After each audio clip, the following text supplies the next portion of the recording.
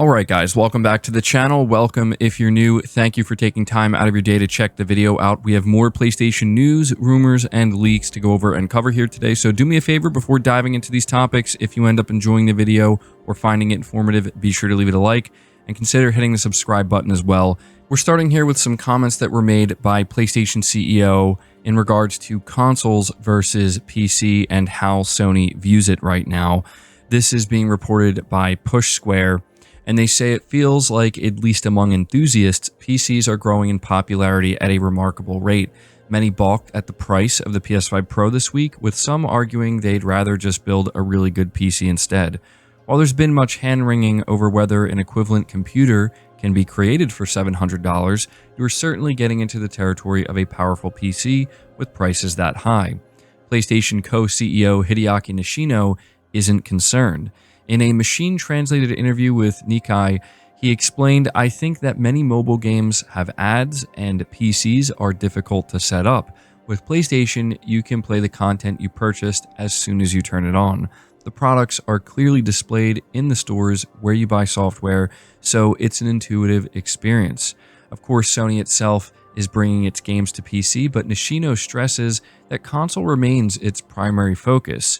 "We are trying to increase the overall game market by expanding content to PCs. There is no doubt that home consoles will be the core of our business, but by offering titles for devices other than home consoles, we will reach a wider range of customers." So I think it makes sense that we're going to hear these comments not too long after the PS5 Pro gets revealed, because a console like this is obviously going to bring PC into the conversation.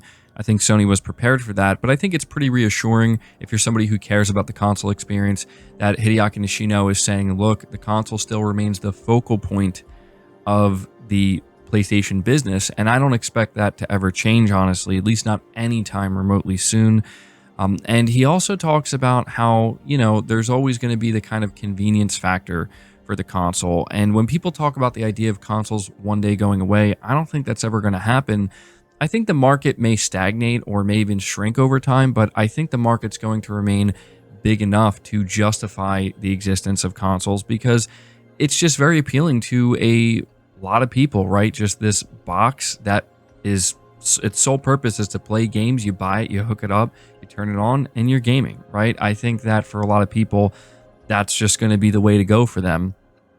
So yeah, I just kind of wanted to cover these comments and let you know what PlayStation's new co-CEO had to say here. But we're going to move on to the next topic, which talks about the PlayStation 6, because we actually have a new report regarding this upcoming next-gen console. This is being reported by Push Square. Sony is already hard at work on the PlayStation 6, a Reuters article has revealed. The exclusive report delves into the story of Intel and how it allegedly lost the contract to manufacture chips for the next-gen machine. Talks between the two tech giants purportedly took place in 2022, with AMD ultimately winning the lucrative deal. While the article focuses heavily on the impact to Intel, it does reveal that backwards compatibility is of enormous importance to PlayStation. Moving from AMD, which made the PS5 chip, to Intel would have risked backwards compatibility, which was a subject of discussion between Intel and Sony engineers and executives, the sources said. Apparently, if Sony had selected Intel, it would have been costly and taken engineering resources to ensure backwards compatibility, making AMD a much more appropriate partner. PlayStation also disagreed with Intel on price, with the Californian company wanting to take a greater profit on each chip sold. Discussions allegedly occurred over a period of months and involved CEOs, dozens of engineers, and many other high-profile executives. In the end, Sony selected AMD to manufacture the chip for the PlayStation 6, which is now presumably deep in development. While the next-gen console is currently unannounced, we'd expect it to be officially revealed in 2026 or 2027. And it's also worth noting that if we look back at some of the documentation that leaked out during the ABK trial, apparently, according to that, they're targeting maybe even 2028 for the PlayStation 6. But yeah, I thought that the timing of this report was interesting because, we're seeing the PS5 Pro, and naturally it gets people thinking about what could we expect for the PlayStation 6. I don't think it's too surprising that Sony is going with AMD for the PlayStation 6. What is a bit surprising here, well, maybe two things. Number one is the fact that Intel apparently got much closer than we thought. But number two, and I don't know how many people are kind of picking up on this, the fact that apparently everything regarding the PlayStation 6 was kind of locked down in 2022 when Jim Ryan was still PlayStation CEO. I think the idea is that Jim Ryan retired, and he retired specifically when he did because he didn't want to really be involved with the PlayStation 6 or the next generation.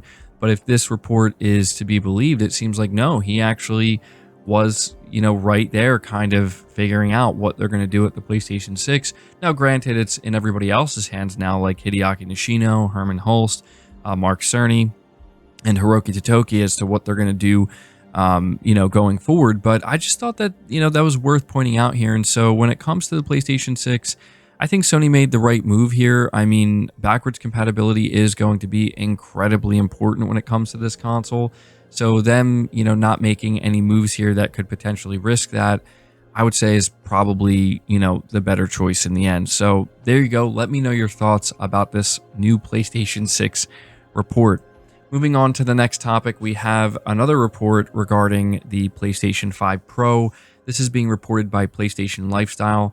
They say gaming forums were ablaze over the weekend as reports emerged that the PS5 Pro was shown running a game at 864p resolution in an official reel last week. According to Digital Foundry, who analyzed the videos, Remedy Entertainment's Alan Wake 2 was running at 864p 60 frames per second and at 1260p 30 frames per second in the two modes shown, leaving players confused. The Digital Foundry analysis that sparked the controversy is paid Patreon content, which folks circulated on sites like Reddit and Reset Era. No context was provided beyond a bullet point summary of the paywalled content, and Digital Foundry itself didn't address the situation. With that out of the way, some tech-minded folks have said that the reactions to Digital Foundry's claims are premature because the outlet was analyzing a YouTube video rather than actual gameplay, and B, the PS5 Pro's PSSR will be used to upscale lower resolutions to 4K. However, some have disputed the latter, arguing that the render resolution should be higher than 864p on the PS5 Pro. In the midst of the heated debate, Remedy's head of communications, Thomas Pua, popped into Reset Era with the following statement. Quote, Remedy's games and resolution discussion pops up every once in a while. Image quality matters more than resolution. Not that I'm confirming anything. We'll drop some details on the PS5 Pro version of Alan Wake 2 in the coming weeks with some assets too. I think the version will be a pleasant surprise, but it's hard to tell these days. So yeah, this kind of became such a big deal that somebody from Remedy actually felt the need to kind of comment on it, and they're basically saying, look guys, image quality matters much more than the pixel count and the numbers, and I'm inclined to agree with that. I think it's just kind of funny that, people are pointing this out, but the reality is if you play Alan Wake 2 on PS5, and I'm talking base PS5, it looks pretty good, right? And that is due to the overall image quality.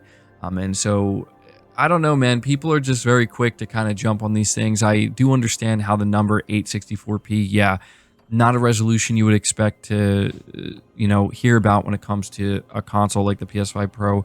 But I also do want to mention that by the time this video is out, I think Digital Foundry actually released this this new video publicly. So it'll be interesting to kind of get the full context and hear what they have to say and see where we are at this point. But yeah, before jumping to any conclusions, I think the whole thing here is I'm willing to give Remedy a chance. I'm willing to give Sony a chance. That's the thing. We're just kind of talking about analyzing pixel counts through videos that were put out.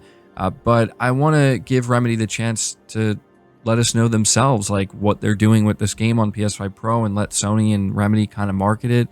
Again, I'm not just going to jump to any conclusions, but the final thing I'll say is that we do have to keep in mind the purpose of PSSR is exactly this. It's to allow games to run at much lower resolutions internally, but to upscale them, right? To upscale it so that way the output you're seeing and the image quality itself looks very close to something like 1440p or even 4K. That's the whole point of this upscaling or AI-driven upscaling technology.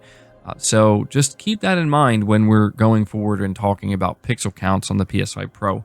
But guys, that's going to do it for the video. I hope you enjoyed it. I hope you found it informative. If you did, be sure to leave it a like, subscribe if you're new, hit the bell notification icon, and feel free to share the video out on top of all that. But until next time, guys, take care.